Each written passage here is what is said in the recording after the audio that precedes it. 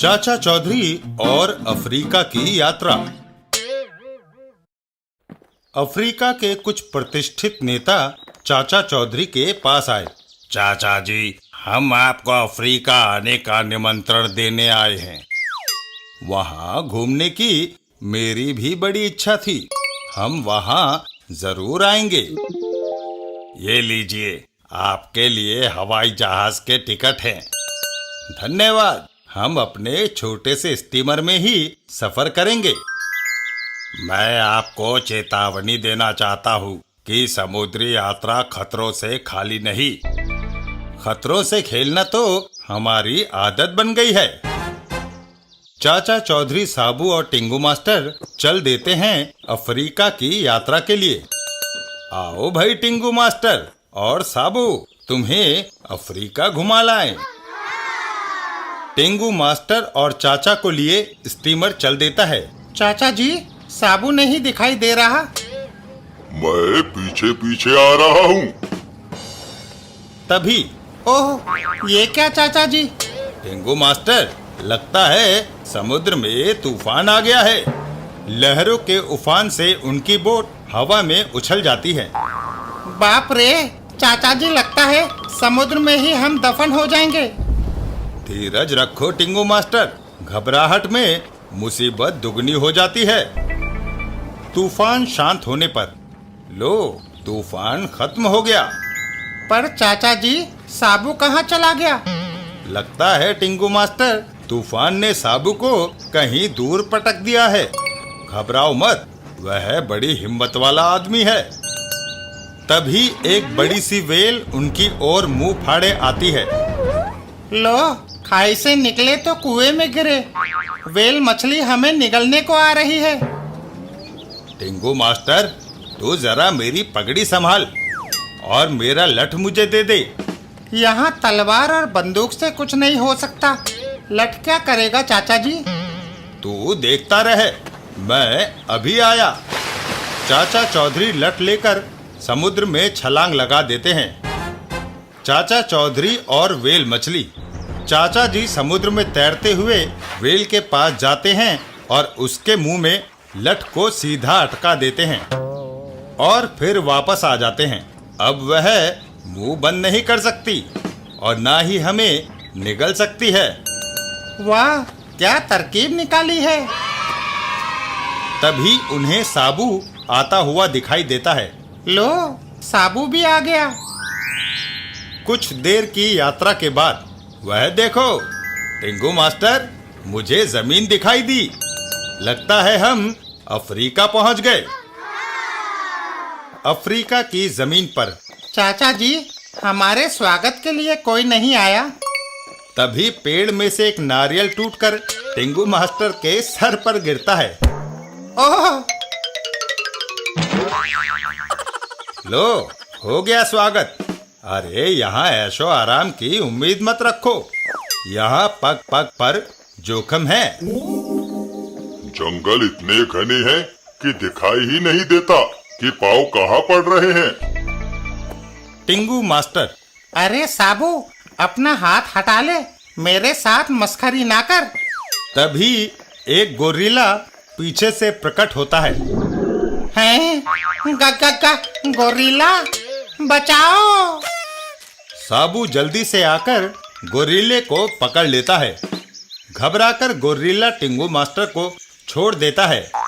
ओह, साबू गोरिल्ले को दूर फेंक देता है। चल हट।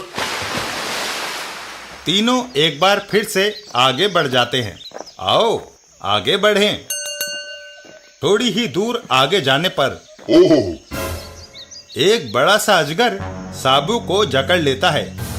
चाचा जी, साबू के पैरों को एक बड़े अजगर ने जकड़ लिया है। तुम आगे मत जाना टिंगू मास्टर, नहीं तो ये अजगर तुम्हें साबुत ही निगल जाएगा। जल्दी से जेब से माचिस निकालो। चाचा चौधरी आग जलाते हैं और उस जलती हुई मशाल को अजगर से छुआ देते हैं। आग की गर्मी से ये अपनी पकड़ ढीली कर रहा है। साबू को छोड़कर अजगर भाग खड़ा होता है। तीनों एक बार फिर आगे चल देते हैं। याद रखो, आग से जंगल के सारे जीव जंतु डरते हैं। जंगली जानवरों से बचकर रहना। तभी टिंगू मास्टर की नजर एक मक्खी पर पड़ती है। चाचा जी देखो, कितनी बड़ी मक्खी। यहाँ की हर चीज अजीबोगरीब है, उसके पास मत जाना, वो आदमी को खा जाती है। और वो तीनों आगे बढ़ चलते हैं। आगे जंगल कम हो गया है। टिंगू मास्टर, तुम पीछे रह गए हो, जरा जल्दी कदम बढ़ाओ। तभी अचानक एक चील टिंगू मास्टर पर झपटती है। चाचा जी बचाओ। और वो चील टिंगू मास्टर को अपने पंजों में उठाकर उड़ जाती है।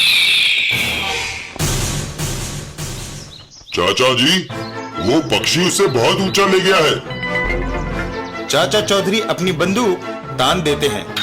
ठहरो, मैं अभी उसे गोली मार देता हूँ। चाचा चौधरी बंदूक ताने हुए।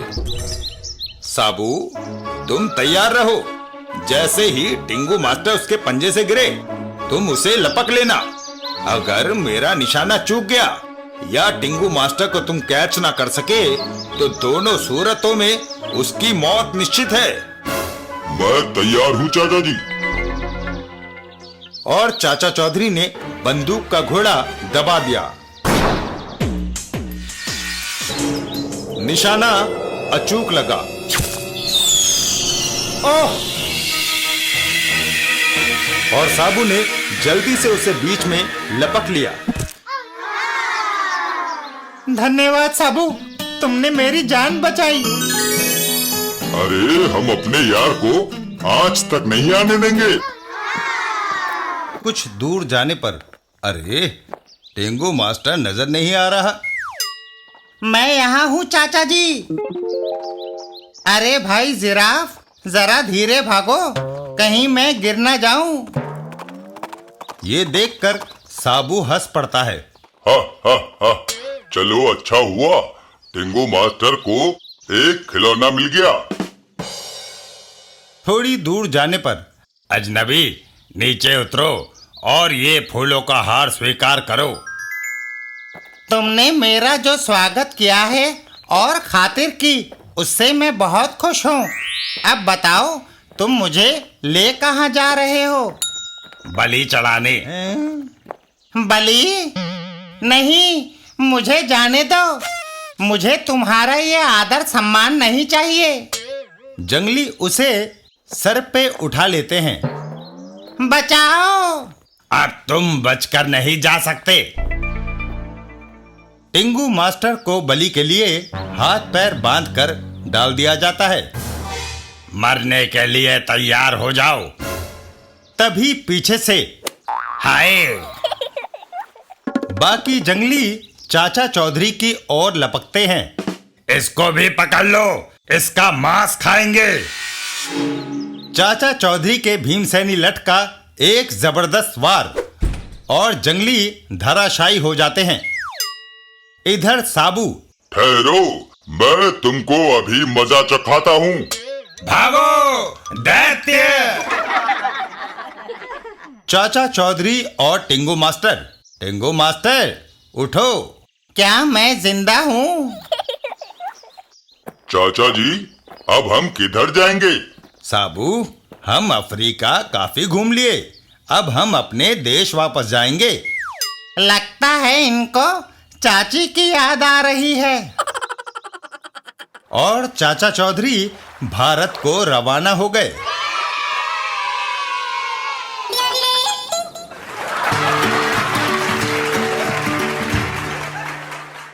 चाचा चौधरी और साबू होनोलुलु में।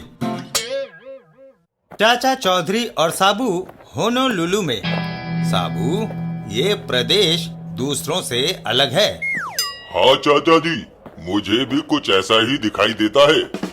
दूर दूर तक पथरीली जमीन है। तभी अचानक एक बड़ा सा जाल उन दोनों के ऊपर आके गिरता है। ओह! और वो दोनों जाल में कैद हो जाते हैं। हा, हा, हा, तुम दोनों हमारा कैदी। है मच्छर, इस जाल को खोलो जल्दी, नहीं तो। हा, हा, हा।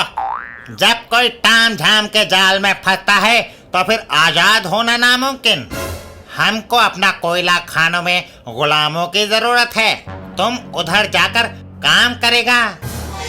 अरे तामझाम, होश की दवा करो, छोड़ो हमें। हम कोई तुम्हारे खरीदे हुए गुलाम है क्या?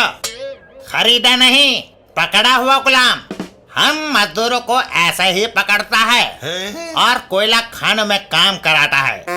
अब तुम्हारा बाकी का जिंदगी अंधेरी खानों में गुजरेगा, और अगर तुम भागकर आजाद होने का कोशिश करेगा तो हमारा साथी लोग तुमको गोलियों से भून डालेगा। तभी अचानक हुक में लगी रस्सी टूट जाती है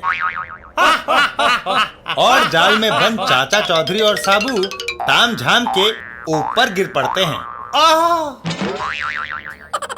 साबू और तामझाम, गुलाम रुको, नहीं तो हम गोली मार देगा। साबू का गुस्सा भड़क उठता है और वो एक जोरदार घूसा तामझाम को जमा देता है। अरे जा मच्छर की औलाद। भागो। और तामझाम हवा में उड़ता हुआ एक पेड़ की डाली पर लटक जाता है। साबू आओ, आगे चलें।